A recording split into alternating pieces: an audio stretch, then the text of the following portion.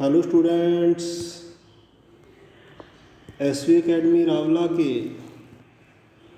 Online platform पर online classes में आपका बहुत बहुत स्वागत है। जैसा कि हम पढ़ रहे थे कक्षा 10 की हिंदी पुस्तक क्षितिज का लेसन नंबर 13 महावीर प्रसाद द्विवेदी। तो लेसन का नाम है स्त्री शिक्षा के विरोधी कुतर्कों का खंडन, यानी कि स्त्री शिक्षा के विरोध में जो लोग तर्क देते हैं, जिसको लेखक ने कुतर्क कहा है, तो इन कुतर्कों का लेखक महावीर प्रसाद द्विवेदी ने खंडन किया है, अर्थात सिरे से विरोध किया, उनको नकारा है और वो स्त्री शिक्षा के पक्षधर हैं। तो प्रथम पार्ट में हमने पढ़ा था महावीर प्रसाद द्विवेदी का परिचय और उनकी रचनाएं, कि किस प्रकार कहाँ उनका जन्म और मृत्यु हुई, जन्म और मृत्यु, उसके पश्चात उन्होंने किस प्रकार से हिंदी व्याकरण और वर्तनी के नियम स्थिर किए और हिंदी गद्य की भाषा का परिष्कार किया, उसको शुद्ध किया और अपने समकालीन कवियों और लेखकों को साहित्य रचना में मार्गदर्शन दिया उन्होंने। और इसी कारण उनके नाम पे जो द्वितीय सुधार काल था, उत्थान काल था, उसका नाम इन्हीं के नाम पे, महावीर प्रसाद द्विवेदी के नाम पे ही द्विवेदी युग के नाम से जाना जाता है। और इन्हीं के प्रयासों से ही खड़ी बोली हिंदी है वो एक काव्य की भाषा के रूप में प्रतिष्ठित हुई, अर्थात उसकी पहचान हुई भी। फिर उसकी यानी कि महावीर प्रसाद द्विवेदी की हमने रचनाएं पढ़ी थी, कुछ मौलिक रचनाएं और कुछ अनुदित रचनाएं। तो आज हम पढ़ेंगे पाठ परिचय के बारे में। इस पाठ में उन्होंने क्या कहा है, क्या वो कहना चाहते हैं, किस प्रकार से वो महिला शिक्षा के पक्ष में है। तो पाठ परिचय में पढ़ते हैं हम। प्रस्तुत निबंध द्विवेदी जी के महिला मोद शीर्षक निबंध संग्रह से लिया गया है। अंडरलाइन कर लेना, कई बार पूछ लेता है छोटे क्वेश्चनों के अंदर कि जो महावीर प्रसाद द्विवेदी का लेसन है स्त्री शिक्षा के विरोधी कुतर्कों का खंडन, तो ये किस निबंध संग्रह से लिया गया है। तो इसका उत्तर होगा महिला मोद नामक शीर्षक निबंध संग्रह से लिया गया है। यह निबंध पहली बार सितंबर 1914 को सरस्वती पत्रिका में पढ़े लिखों का पांडित्य नामक शीर्षक से प्रकाशित हुआ था। तो यह निबंध पहली बार सितंबर 1914 को कौन सी पत्रिका में? सरस्वती पत्रिका में पढ़े लिखों का पांडित्य शीर्षक से प्रकाशित हुआ था। आगे है 21वीं शताब्दी में स्त्री शिक्षा, विज्ञान, सरकारी सेवा, निजी क्षेत्र यानी कि प्राइवेट सेक्टर कह सकते हैं जिसको हम, व्यापार एवं वाणिज्य सहित सभी क्षेत्रों में पुरुषों से कंधा मिलाकर समाज निर्माण एवं विकास में स्त्रियां अपना योगदान दे रही है। दोबारा फिर पढ़ते हैं इस लाइन को। 21वीं शताब्दी में जो स्त्रियां हैं वो किस किस क्षेत्र में? शिक्षा, विज्ञान, सरकारी सेवा, यानी कि जो सरकारी वैकेंसियाँ हैं, चाहे कोई टीचर है, कोई चाहे SDM है, यानी कि विभिन्न पद हैं सरकारी क्षेत्रों में, निजी क्षेत्रों में, यानी कि कोई प्राइवेट सेक्टर में बहुत सारे काम हो रहे हैं, जैसे उनमें भी स्त्रियां व्यापार, वाणिज्य आदि सभी क्षेत्रों में पुरुषों के साथ अपने कंधे से कंधा मिलाकर समाज निर्माण और विकास में अपना योगदान दे रही हैं, अपना महत्वपूर्ण भूमिका निभा रही है। यानी कि कहने का मतलब ये है लेखक का कि जो आधुनिक शताब्दी है, यानी कि जो 21वीं सदी में हम अपना जीवन यापन कर रहे हैं, तो इसमें हम देखते हैं कि जो स्त्रियां हैं जो वो हर एक क्षेत्र में पुरुषों के साथ कंधे से कंधा मिलाकर इस समाज का निर्माण और विकास कर रही हैं और इसमें अपना अभूतपूर्व अमूल्य योगदान दे रही हैं। लेकिन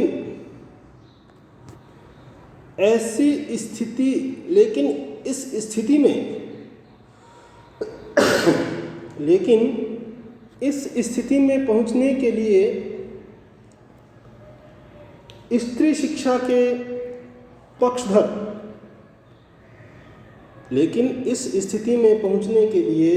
स्त्री शिक्षा के पक्षधर सुधारकों को पुरुष प्रधान एवं रूढ़िवादी समाज से कड़ा संघर्ष करना पड़ा, बहुत ज़्यादा संघर्ष करना पड़ा, यानी कि विभिन्न कठिनाइयों का, विभिन्न मुसीबतों का सामना करना पड़ा। यानी कि स्त्रियों को नहीं, जो पक्षधर थे किसके, समाज सुधार के और पुरुष प्रधान एवं रूढ़िवादी समाज से, इन सब का भी सामना करना पड़ा।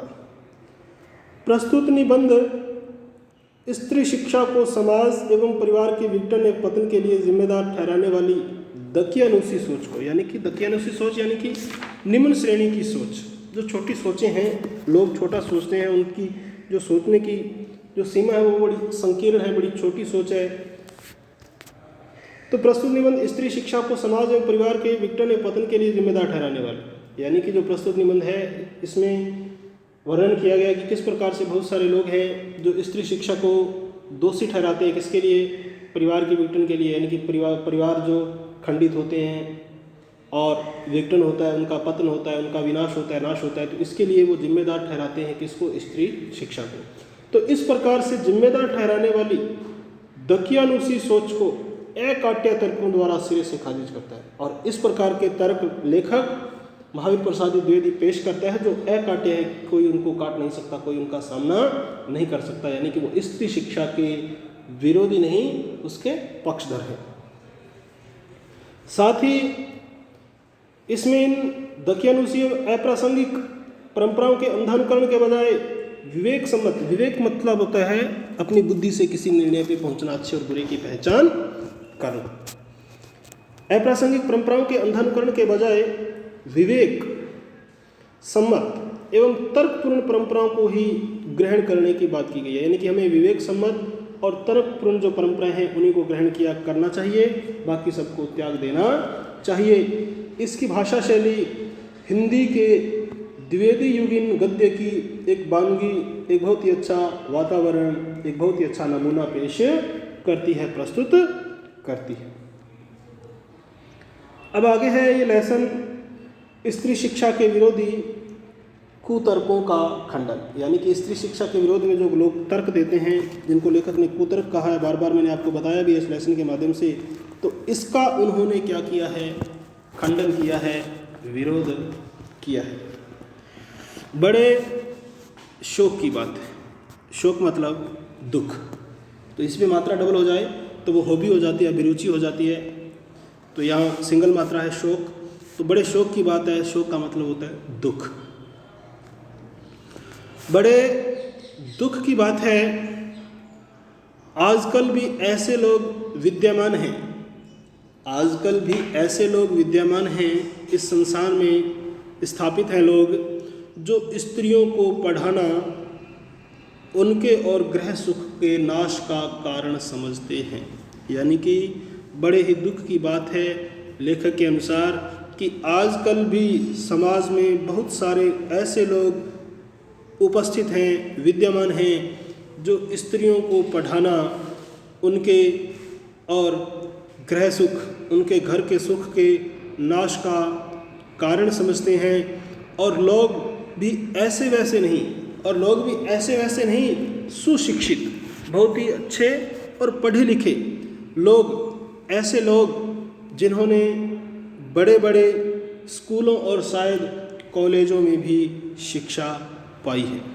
और ऐसे ऐसे लोग हैं जो स्त्री शिक्षा का विरोध करते हैं, जिन्होंने बड़े बड़े स्कूलों और शायद कॉलेजों में भी शिक्षा ग्रहण की है, अपने आप को शिक्षित किया है, और जो धर्मशास्त्र और संस्कृत के ग्रंथ साहित्य से परिचय रखते हैं। और जो धर्मशास्त्र, जो धर्म का शास्त्र है, धर्म से संबंधित ग्रंथ हैं, और जो संस्कृत के ग्रंथ साहित्य आदि से परिचय रखते हैं, यानी कि उनकी जानकारी रखते हैं, उनका अध्ययन किया हुआ है, और जिनका पेशा, जिनका व्यवसाय, जिनका काम कुशिक्षितों को सुशिक्षित करना है। जो कुशिक्षित है, बुरी शिक्षा जिन्होंने ग्रहण कर रखी है, उनको अच्छे, यानी कि कुमार्गियों को सुमार्ग की गामी करना, यानी कि जो बुरे रास्ते पे चल रहे हैं उनको अच्छे रास्ते पे लेके जाना, कुमार्गगामियों को सुमार्गगामी बनाना, यानी कि जो गलत रास्तों पे चल रहे हैं उनको अच्छे रास्ते पे चलाने के लिए प्रेरित करना, और अधार्मिकों को धर्म तत्व समझाना। और अधार्मिक जो धर्म में आस्था नहीं रखते, श्रद्धा नहीं रखते, अपना भक्ति भाव नहीं रखते, उनको धर्म के जो तत्व हैं, जो धर्म का सार है, वो समझाना। ये ऐसे ऐसे लोग हैं जो स्त्री शिक्षा का क्या करते हैं, विरोध करते हैं। किस प्रकार के लोग? जिनका पैसा, जिनका काम है कुशिक्षितों को सुशिक्षित करना। जो कुशिक्षित है, बुरी शिक्षा जिन्होंने ग्रहण कर रखी है, उनको अच्छी शिक्षा देना, कुमार्गगामियों को सुमार्गगामी बनाना, और अधार्मिकों को धर्म तत्व समझाना। इस प्रकार के लोग हैं जो स्त्री शिक्षा का क्या करते हैं, विरोध करते हैं। और अपनी दलीलें क्या देते हैं, उनकी दलीलें सुनिए। तो पहली दलील है, पुराने संस्कृत कवियों के नाटकों में, पुराने संस्कृत कवियों के नाटकों में कुलीन स्त्रियों से ऐपडों की भाषा में बातें कराई गई हैं। पुराने संस्कृत कवियों के नाटकों में जो कुलीन स्त्रियों से ऐपडों की भाषा में बातें कराई गई हैं, इससे प्रमाणित है कि इस देश में इससे प्रमाणित होता है, स्पष्ट होता है कि इस देश में स्त्रियों को पढ़ाने की चाल नहीं थी, स्त्रियों को पढ़ाने की कोई परंपरा नहीं थी। होती तो इतिहास पुराणादि में उनको पढ़ाने की नियमबद्ध प्रणाली जरूर लिखी हुई मिलती। पहला तर्क क्या है कि जो पुराने संस्कृत कवियों के नाटकों में कुलीन स्त्रियों से ऐपडों की भाषा में, अनपढ़ों की भाषा में जो बातें कराई गई है, इससे प्रमाणित होता है, इससे स्पष्ट होता है कि इस देश में स्त्रियों को पढ़ाने की चाल नहीं थी। पुराने समय में स्त्रियों को पढ़ाने के लिए कोई विधि नियम कानून नहीं थे, और होती तो इतिहास पुराण आदि में उनको पढ़ाने की नियमबद्ध प्रणाली जरूर लिखी मिलती। दूसरा तर्क क्या दे रखा है, स्त्रियों को पढ़ाने से अनर्थ होते हैं। स्त्रियों को पढ़ाने से अनर्थ होते हैं। शकुंतला इतना कम पढ़ी लिखी थी, कवाकी गवारों की भाषा में मुश्किल से एक छोटा सा श्लोक वह लिख सकी थी, और तिस पर भी और उस पर भी उसकी इस इतनी कम शिक्षा ने भी अनर्थ कर डाला। शकुंतला ने जो कटु वाक्य दुष्यंत को कहे, वह इस पढ़ाई का ही दुष्परिणाम था। ये दूसरा तर्क पेश किया है किन्होंने? जो स्त्री शिक्षा का विरोध करते हैं। तीसरा है, जिस भाषा में शकुंतला ने श्लोक रचा था वह ऐपडों की भाषा थी, अतएव नागरिकों की भाषा की बात तो दूर रही, ऐपड गवारों की भाषा पढ़ाना स्त्रियों को बर्बाद करना है। तो ये विभिन्न तर्क है जो स्त्री शिक्षा के विरोध में लोगों ने दिए हैं। आगे है,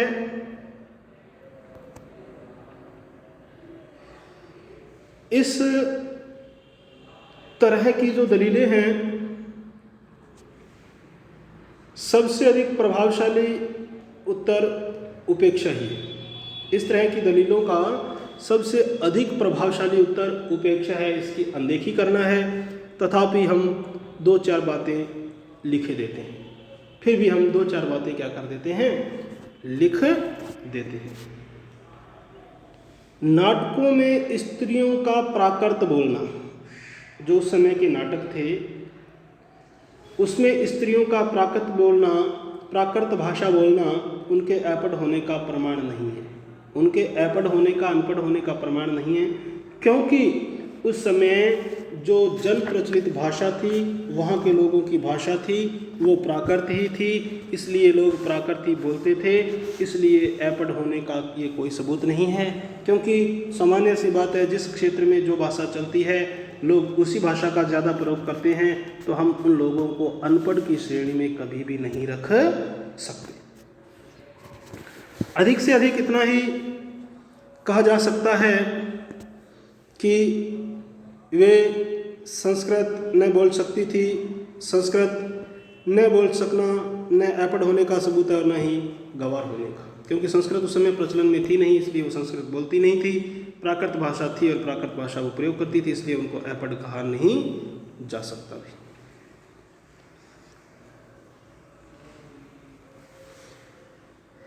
अच्छा, तो उत्तर रामचरित में ऋषियों की वेदांतवादिनी पत्नियां कौन सी भाषा बोलती थी?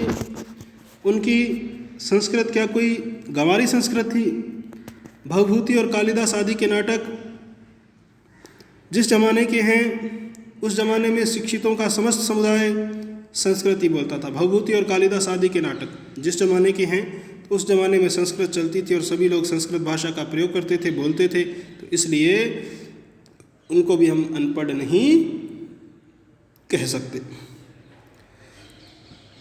इसका प्रमाण पहले कोई दे ले, तब प्राकृत बोलने वाली स्त्रियों को ऐपड़ बताने का साहस करे। पहले इस बात का कोई प्रमाण दे और फिर ही हम मानेंगे कि वास्तव में वो स्त्रियां क्या थी?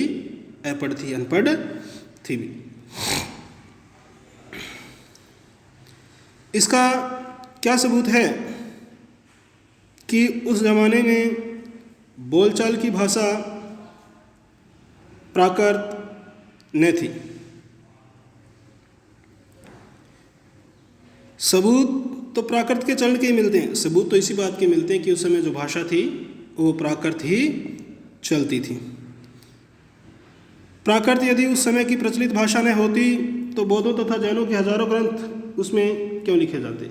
इसलिए लेखक ने तर्क दिया है कि अगर उस समय प्राकृत भाषा को अनपढ़ भाषा कहा जा सकता है, तो बहुत सारे जो ग्रंथ और जो काव्य हमें लिखे मिले हैं तो वो प्राकृत में मिले, तो इसलिए तो वो ग्रंथ भी किसी ऐपड़ ने ही लिखे हैं। कहने का आशय यही है कि प्राकृत भाषा चलती थी और लोग उससे परिचित थे, उसको बोलना जानते थे, लिखना जानते थे, इसलिए उनको ऐपड़ नहीं कहा जा सकता। स्त्रियां भी प्राकृत बोलती और लिखती थी, तो इसलिए स्त्रियों को भी ऐपड़ नहीं कहा जा सकता।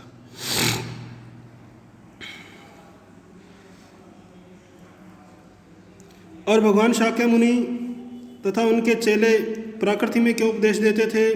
बौद्धों के त्रिपिटक ग्रंथ की रचना प्राकृत में किए जाने का एकमात्र कारण यही है कि उस जमाने में प्राकृत ही सर्वसाधारण की भाषा थी। और इससे स्पष्ट होता है कि ऊपर जो ग्रंथ वगैरह जो लिखे गए उस समय वो सब प्राकृत में थे, और इससे स्पष्ट होता है कि जो जन प्रचलित भाषा थी वो प्राकृत ही थी। अतएव प्राकृत बोलना और लिखना ऐपड़ और अशिक्षित होने का चिन्ह नहीं। जिन पंडितों ने गाथा, सप्तशती, सेतुबंध महाकाव्य और कुमारपाल चरित आदि ग्रंथ प्राकृत में बनाए हैं, वे यदि ऐपड़ और गंवार थे तो हिंदी के प्रसिद्ध से भी प्रसिद्ध अखबार का संपादक इस जमाने में ऐपड़ और गंवार कहा जा सकता है। यानी कि उस समय जन प्रचलित भाषा थी, प्राकृत थी, उसी भाषा में ग्रंथ लिखे जाते थे। अगर उनको भी आप ऐपड़ की श्रेणी में मानते हो तो आज हिंदी के प्रसिद्ध से प्रसिद्ध अखबार का संपादन भी इस जमाने में ऐपड़ और गंवार कहा जा सकता है, क्योंकि वह अपने ज़माने की प्रचलित भाषा में अखबार लिखता है। हिंदी, बांग्ला आदि भाषाएं आजकल की प्राकृत हैं। स्वरसैनी, मागधी, महाराष्ट्री और पाली आदि भाषाएं उस जमाने की थी। प्राकृत पढ़कर भी उस जमाने में लोग उसी तरह सभ्य, शिक्षित और पंडित हो सकते थे जिस तरह कि हिंदी, बांग्ला, मराठी आदि भाषाएं पढ़कर इस जमाने में हम हो सकते हैं। यानी कि उस समय प्राकृत भाषा प्रचलन में थी और लोग प्राकृत भाषा को पढ़ के विद्वान होते थे, जैसा कि आधुनिक समय में हम जो प्रचलित भाषाएं जैसे हिंदी, बांग्ला, मराठी, इन सब को पढ़कर हम सभ्य बनते हैं, शिक्षित बनते हैं, तो इस ज़माने में भी हम हो सकते हैं। यानी कि उस समय जो भाषा थी लोग उसको पढ़ते थे, और आधुनिक समय में, हमारे समय में जो भाषा है उसको पढ़ के हम शिक्षित हो सकते हैं। तो इस दृष्टि से हम उनको अपढ़ या अनपढ़ की श्रेणी में किसी भी कंडीशन में, किसी भी अवस्था में नहीं रख सकते हैं। फिर प्राकृत बोलना अपढ़ होने का सबूत है, यह बात कैसे मानी जा सकती है। तो इसी प्रकार लेखक ने कहा है कि फिर प्राकृत बोलना अपढ़ होने का सबूत है कि प्राकृत उस समय की प्रचलित भाषा थी, लोग प्राकृत भाषा का प्रयोग करते थे, उसको पढ़ते थे, उसको लिखते थे, तो प्राकृत बोलना अपढ़ होने का सबूत है। तो इस बात को हम कतई कभी भी किसी भी कंडीशन में अपने गले नहीं उतार सकते, अर्थात इस बात को हम कभी भी स्वीकार नहीं कर सकते कि उस समय प्राकृत बोलने वाले अनपढ़ थे, अशिक्षित थे। तो आज के लिए स्टूडेंट्स इतना ही। तो इसमें से क्वेश्चन करना है कि स्त्री शिक्षा का विरोध करने वाले जो कुतर्क हैं उनकी जो प्रमुख दलीलें हैं उनको लिखो। तो ये जो 3 दलीलें दी गई है इसको आप अपने उत्तर में लिखोगे। तो आज के लिए स्टूडेंट्स इतना ही। बहुत बहुत धन्यवाद। जय हिंद, जय भारत।